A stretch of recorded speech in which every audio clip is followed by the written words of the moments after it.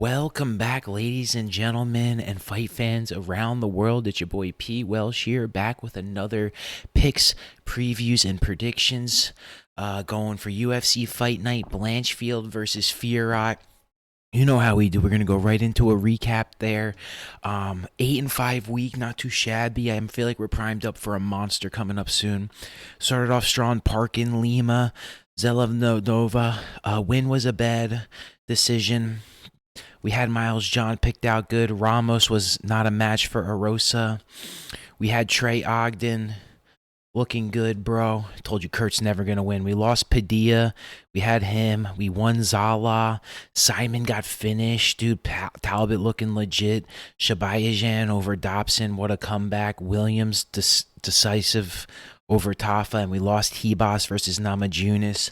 That's because I called it Rebus all week, so that one's on me. Namajunas came in there ready to fight.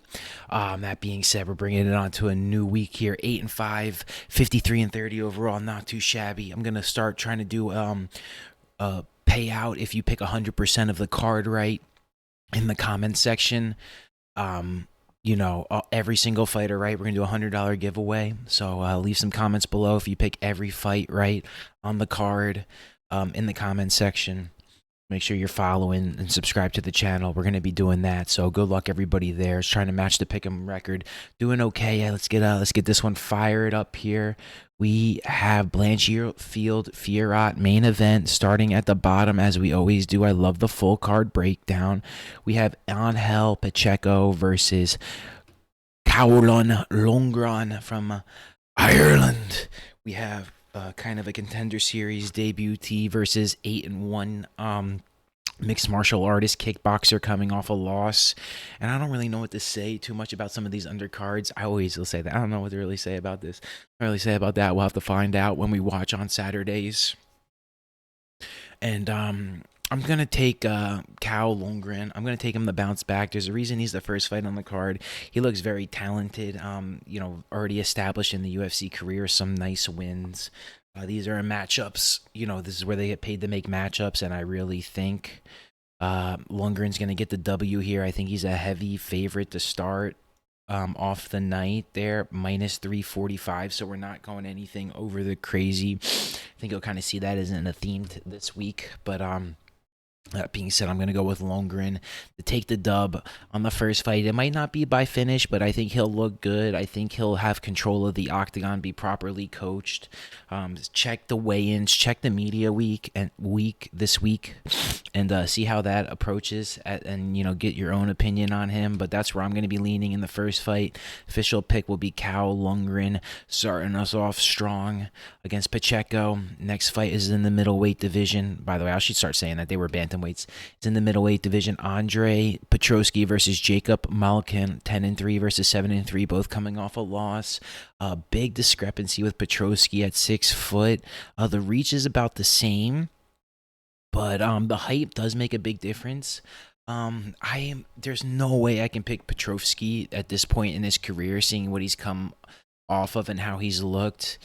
That being said, Malkin's only loss is not only loss, but a good loss that he has is Allen by decision in the middleweight. Allen's been finishing everybody, so to really stand tall with him is kind of why I'm going to lead towards him. Not only because of the odds, the odds just kind of indicate that's what I'm seeing. Plus, from what I've seen from Petrovsky, he just is not it. He kind of reminds me of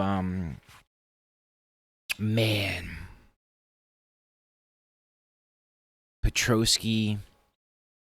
Oh my God! It's he was on a couple fight cards ago. I can't remember his name, but he kind of reminds me of him. Even money. All right, we'll come back to me at a different time, but I'm going Malkin here, taking it probably by decision. Petroski doesn't have a lot in the tank. He maybe can win it late, unless he can somehow get in there. But I just kind of see Petroski on the end of his UFC career. It's a grind, and if he don't enjoy it the way he does, there are just killers out there ready to take your spot, and that's where I think we're coming to see Malkin in the win over Petrovsky. Next up, women's flyweight Victoria Dudakova versus Melissa Gatto. 8-0 versus 8-1-2. 5-5 in the women's flyweight division. And while the records seem very close, one thing that I was getting in the analysis of this fight is Gatto hasn't been very active in the last few years and hasn't had the best performances in that time. Dudakova is unbeaten in form and on a run, and I think she takes it home in this one. Let's see, what are the odds giving us right here? We got plus 136 for Dudakova, which, I mean, there you go, first upset on the betting cards. But I think once you see in there, and you'll see that she'll have command of the octagon, striking. I think she'll be able to have takedown defense. She won't be physically overpowered. And I think when that being said is I just kind of like the striking from her, and I like just the hunger. I believe just the experience and where you are in your fight career matters a lot when you meet for your matchups. So I'll keep it short and sweet. We can just do a quick, if you want to look, age comparison. She is 27, so that's not really, Gatto's really not going to prove anything. I thought she was much older than that. I didn't check it out originally, 24, but they have both got octagon experience, and it's very tough, very close. But I'm going to go with Dudakova just to get the upset. I feel like she's going to put on a performance. She's going to see the situation and rise up to the occasion, where we've seen Gatto not rise up to the occasion, especially against tougher competition. We're going to move on from there, move into the next fight, light heavyweight. I got Ibo Aslan versus Anton Turkal. And quick sip here. 8-3 versus 1-0 coming in the debut. Turkey versus Sweden. Anton has not looked good in any of the last 3 fights. He's at like a plus 105 underdog. Ibo Aslan, I'm going to go lean him. I don't have much on him. I don't have much in the metrics. This is more of an whatever the guy's name is, the pleasure man, anti-pleasure man. Like, dude, he ain't getting it done, bro. Last time, he got knocked the F out. So I think something like that, he's going to lose again. I can't pick that guy. I'm not going to pick that guy. I'm going to pick the other guy. He's going to be a killer. This is a contract eliminator. That's one thing I noticed on this card. There are a lot of contract eliminators, man. When you're in Atlantic City, this fight card, the gambling city, and man, there's some guys going to be going home with nothing in their paycheck. But I'm going to go Aslan. Like I said, if you look at this guy's run-in, KO, lost to Petrino, lost to Almeida, not looking good. I'm going with the prospect in there. Small octagon. If this guy takes any damage and goes down again, we can see it early stoppage. I don't think that it's very likely to go over a round and a half. I think I saw when I was checking out the odds. Something to keep in eye, but I got like Aslan. I'm going to take for the official pick. No picture, but the official pick. Next, we got Dennis Buzuka versus Connor Matthews. Coming off a loss, Dennis has a lot of potential in his career. Again, the one thing you notice, there's a lot of people that have fought in their career on the same card. Buzuka, Burns, there's a few other as I get into. They have fought one another as I was going through the matchups. I should really make more of a point of that and have it called something specific. But Connor Matthews making his debut, featherweight division, 145. Dennis with litany of, he got Jamal Emmers. That's who the other one. But a couple losses on his resume. I think he's really primed for a big win here against Connor Matthews coming in there. Featherweight division, a bunch of killers in that division. It's going to be so tough. Minus 125 versus plus 105. This is one where I think the experience comes in. I don't think Dennis Buzuka is as far in his career, and I think he's going to start taking that next step to be why he's a UFC fighter, and Matthews will put up a nice fight. I can see this one going a little longer. I can see my guy playing it very close to the vest.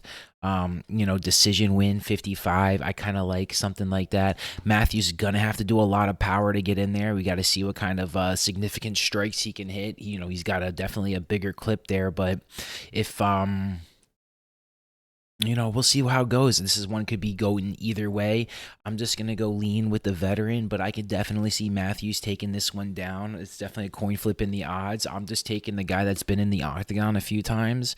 With that being said, because the metrics are probably very close, I'm going to go Buzuka for this fight over Connor Matthews, but I expect it to go to a decision probably. And I mean, I could see it going. If it goes to the judges, you never know, especially when the fighters are this close, right?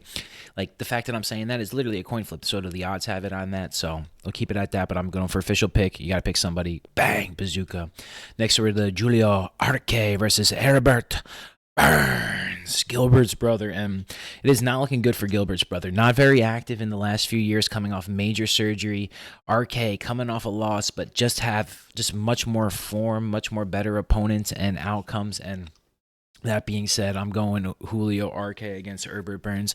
I'm hoping the takedown and maybe some wrestling can really negate some of the significant strikes from RK, but if you just do the damage, if you're not very durable, right, that's where this matchup's going to be won or lost, is in the ability to strike from RK, get close enough with not having a big height advantage. And if Burns comes in a little bit bigger than him and can get the physicality, you can definitely see a big upset brewing here, or at least go into the judges' scorecard. But Burns' last fight, I think, ended in a torn ACL right around the COVID era. His brother just got knocked out, JDM. Gilbert's my favorite fighter, and I'm still so sad, still recovering. And, maybe here's what's going to happen. I got to pick RK because if Burns does win, I might even bet on him, right? But, I'm picking RK for the channel because I'm no way I'm going against, a 355 favorite just off the guy that I really I'm only believing in him because of his name and his brother. So I'm going Julio Arce to get a nice win. Herbert Burns, we'll see what's going on there. Maybe coaching's in your future, no offense, but I'm just kind of trolling. That's what I kind of do. So going Arce with the win. Next into the women's strawweight, Lupi Gudins versus Vera Janaroba, 19-3 versus 12-3 women's strawweight. And man, this one is definitely very close. Competition experience definitely goes to Loopy, but Verena has gotten her. That's what I say. When she fights her toughest competition, she has taken those 3 losses. Right? She has not proved to beat somebody that that can be considered equal or better to her on her resume. Recently in the research, while Loopy has been raising up to the occasion, I think that's where we'll get it figured out. I think you'll see a size and strength advantage that she'll work the side of the octagon. I think her wrestling is pretty elite for the women's division. I think she might be one of the better ones to come across ever in terms of not necessarily submission jiu-jitsu wrestling, but in terms of control, physicality, and domination. And I think that's where we'll see her take the fight to the octagon, work the hands to the cage, shoot some takedowns, and then work some of the footwork in there. I think she's got really good kick game. I think she's got really good knees. I think she's got a lot of power in the lower half. I'm going Loopy all day to win, odds, whatever. I think she gets it done either by finish or potentially on the judges' scorecard, but I'm thinking it's a unanimous decision for Loopy. That's where I'm going on the official picks. Bang! Next, we got the featherweight division. Nate Launder versus Jamal Emmers, 17-5 versus 20-7. And this one being what it is, I don't know how I can ever pick Nate. I'm going Jamal Emmers all day. He has some wins over some people on the card as well. And that's where I'm just going to continue to get the victory. The metrics are pretty similar. I just think we're going to see Jamal Emmers masterclass here. Excuse me. That being said, Nate coming off a loss wins by, I'm not saying he's going to be a knocked out or a finish. Nate's at a minus or plus 180 and Jamal's at minus 205. And that's why I think we're really going to see some domination from Jamal. He's a certified professional fighter. And Nate, Nate has to still make a name for himself. Now, if he gets a win against somebody like Jamal Emmers, then we're going to start remembering Nate. We're going to start seeing him fight some better fighters and really test it. But if he can't rise to the occasion against Jamal, he's just not going to rise above him. And that's where I think Jamal has still room in his talent group to rise above and get the win. And I can just envision talking to Jamal on the interview after in the octagon. Maybe not the prettiest, maybe not the flashiest. It could be, and if it is, I see him talking there. Now, can he get caught? Of course, it's the fight game. Anybody can win and lose. But when I'm doing this and I'm picking it, it might be a longer fight. I can definitely see Jamal getting a win. For sure. Unanimous, 29-28, really turns it on. I'm just going Jamal Emmers, bro. It's got to be done. Got to be done. Next, we got Chidi Yinkununi versus Royce McKee. And I tell you what, welterweight division, Chitty 22-10 versus 13-5 Reese. McKee has had no favors in the matchups in his career. The last 3 are just brutal opponents, all taking L's, and then they throw him Chitty, coming off a loss. Hasn't looked good either. I think Chitty's on 3-fight losing streak, and there's no way he's not getting this win. I think he's going to come in there. I think they fed him one more freaking cupcake, to get on there. He fought, Rodriguez, RoboCop. He's a monster. Chitty's coming off a couple losses, but I'm getting for him on the rebound. Even he could make a comeback win. He could win by unanimous decision. He can win by finish. Royce McKee is just an absolute punching bag against his last few opponents. They've just been absolute killers. They just throwing him out there, get fought, get beat up, get finished, and, we'll send your paycheck there, McKee. So I kind of see something like that happening again. You can make the same argument for Chitty. I just think he has much more talent, much more as a prospect, slight edge in the metrics, and that's where I'll be going is Chitty. I pulled way too many of his cards to do it this time. Like, there's times when I pull your cards, like it's Petrosian, Armin Petrosian or something like that. But Petrovsky, I've seen these guys, like Pat Sabatini, like, they're out of here. Chitty, I pulled your cards. I believe in you, bro. I believe in you. I still think you got a little bit of development to go in this game. Welterweight's got a lot of killers in it, but if you fight some right fights and you can get some nice matchups, I think you can take you can take some advantage in the welterweight at 6'3". Definitely a matchup nightmare. So let's see that going Chitty all day. Next one, the matchup here is a little messed up on the website. We have Bill Aguilo versus Kyle Nelson. Bill Aguilo versus Kyle Nelson. And since this is all messed up, I will just kind of keep it here. I'm going Bill Aguilo. There's nothing wrong with Kyle Nelson. He is an absolute certified killer. So is Aguilo. He finishes guys, and I just think he's going to be one of those guys that we're going to see a better fighter over the course of his life. I got Aguilo over Nelson right here, back-to-back. Metrics, when we look at that, we'll see metrics. This will be the fight of the night, though. This will be a great scrap. Bill Aguilo over Kyle Nelson, both coming off wins. Divisions, I want to say welterweight, maybe. I think they're welterweights because Aguilo's pretty big and Nelson's kind of solid. That'd be like 170. I think Aguilo gets the job done. I think he's a pretty sizable favorite over Nelson as well in the minus 218 category. So that we'll just keep it short since it's not the best looking, and then we'll go into the middleweight bout of Ruzbov versus Dumas. 35-8-2 versus 9-1. Dumas coming off some not so impressive victories, some decisions, not looking like he's truly a killer. And Ruzbov, how can you pick against him right here? I'm taking him. He's got the metrics. He's got the killer attitude. He might not have the length, but I think he'll take the damage, bite on the chin strap, and bite on the mouthpiece, and get in there and get the job done. See some nasty elbows in and out, get some kicks. I can just see some big damage coming in there. And if he can just take it, and I just think the smaller octagon favors him in getting a finish here. I don't see this one going the distance. I like Sudrikus Dumas. Big fan of him, but not in this matchup. He's fighting a certified professional, and this is one of those contenders prospects meet-up matchup, and this is where I think the contender is still way above Dumas where he is.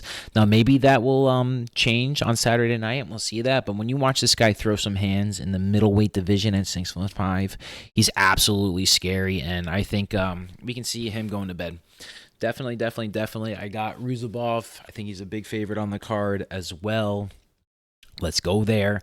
Into the next one, middleweight bout, Chris Weidman versus Bruno Silva. And I can't believe they're letting Chris Weidman fight here. I don't know what the contract situation looks like, but the last time he broke his leg again, he got kicked to death in his last fight. Bruno Silva's an absolute monster and a beast, and how can you pick Chris Weidman? I mean, granted, I hope he has a Robbie Lawler moment where he can get a nice rolling punch in on some guys in the clinch and do some damage and have some moments that he's chasing. But at the end of the day, I'm not going to pick Chris Weidman after they have a game plan to just go beat up his legs. And if you have no legs, you can't throw any punches. So taking Bruno Silva coming off a loss, just putting Chris Weidman, hopefully not doing too much damage, but Bruno Silva all day. Middleweight division, dude, massive advantage. We'll see it.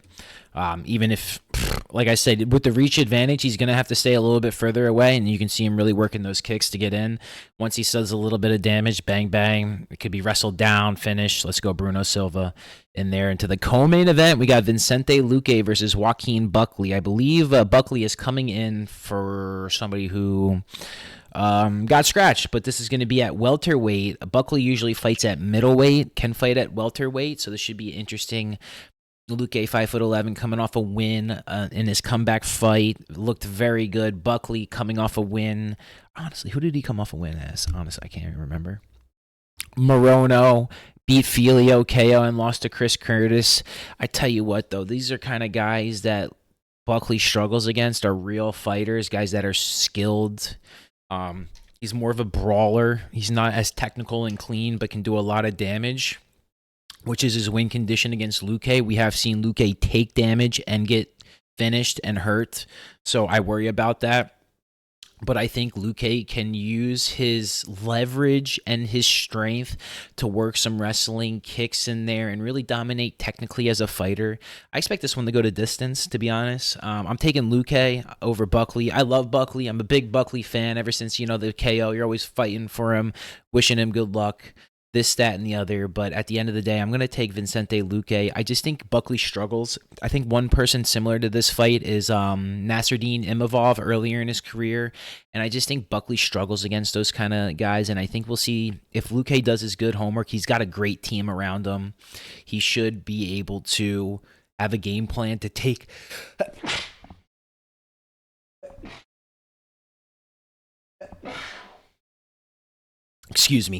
take down Buckley in the co-main event to improve his record and probably get himself a nice matchup in the welterweight division. He could call out Gary at the end of the day. He can call out a lot of people. Wonder Boy. The welterweight has a big division. He can call out anybody he wants. So I expect to see that at the end of the night. I'm going Luque with the win. I don't know if it's a 5 or a 3 rounder. I wish they would all co-main events 5 rounds so we know. But I'm probably pretty sure this is probably just a 3 rounder, and then I'm definitely going to take Luque. I think Buckley will fade. If it was a 5 rounder, it's 100% Luque. But I think Luque is going to win big time. Into the big fight of the night, Blanchfield versus Fiorot, a belt eliminator. You still got Shevchenko and Grasso fighting it out, right? And we got 12-1 versus 11-1. Fiorot with 3-inch reach on the height, same on the arms. And, man, they're both on a run. They're both on a tear. They're beating everybody. This should be a great one. 5-round main event in the women's flyweight division. And I think this is going to be a slobber knocker. I think these women are going to go to war. And I think it's going to be one of the best women's fights we ever see. I think Fiorot controls the octagon early, does a lot of damage, doesn't allow Blanchfield to really get going. But I think once the level of fatigue of championship rounds comes in, I think Fiorot might fade a little bit, and I can see Blanchfield getting massive control time, 10-8 rounds, and possibly a finish late in the fight. I think she's drilled and trained to be there, to take the damage early against like this, to wear an opponent out, even if she makes her attempts difficult. I think the positioning of the striker, her opponent is the striker who needs to be put in advantage. If she is not strong enough and isn't dialed in enough to not ever get taken down in a 5-round fight, I just find it very difficult. And I think towards the end of the fight, Blanchfield is going to get those takedowns, is going to get the control, might not get the finish, but will just do a lot of work. But another thing is, if Fiorot can get up with the long, the height and the long legs, it could be a problem if Blanchfield can't throw the hands to make up for it. So she could always be searching for that shot and the takedown to get the submission. And if she can't get that, if Fiorot is a physically superior athlete to that, we might have to watch them stand and bang and look for opportunities off of damage to then shoot and get the takedown. So should be an absolute whale of a fight. That being said, I am not going to pick against Blanchfield, so Jersey girl, gotta always pick Blanchfield, but Fiorot is a hell of an opponent. Could very well be fighting for the flyweight title after Shevchenko Grasso. Could have a while ago, title eliminator, 2 versus 3 in the women's flyweight division. I'm going Blanchfield. Get blanched on, girl. She might get taken down. I can see a nice leg trip from Blanchfield. Fiorot going down towards the side of the cage, just getting stuck in a bad position, and then her just going to work.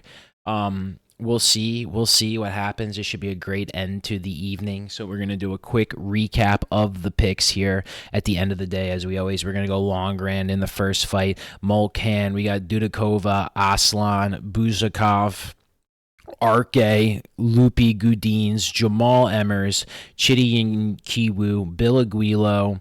We got Ruzabov, we got Bruno Silva, Vincente Luque, and Aaron Blanchfield in the bottom. Like, comment, subscribe if you enjoy the videos. Again, pick 100% correct the card. No contest won't count. They'll be negated. $100 winner to whoever posted in the comment every right pick. So thank you guys for watching. Take care, and I'll see you next week. Peace and love.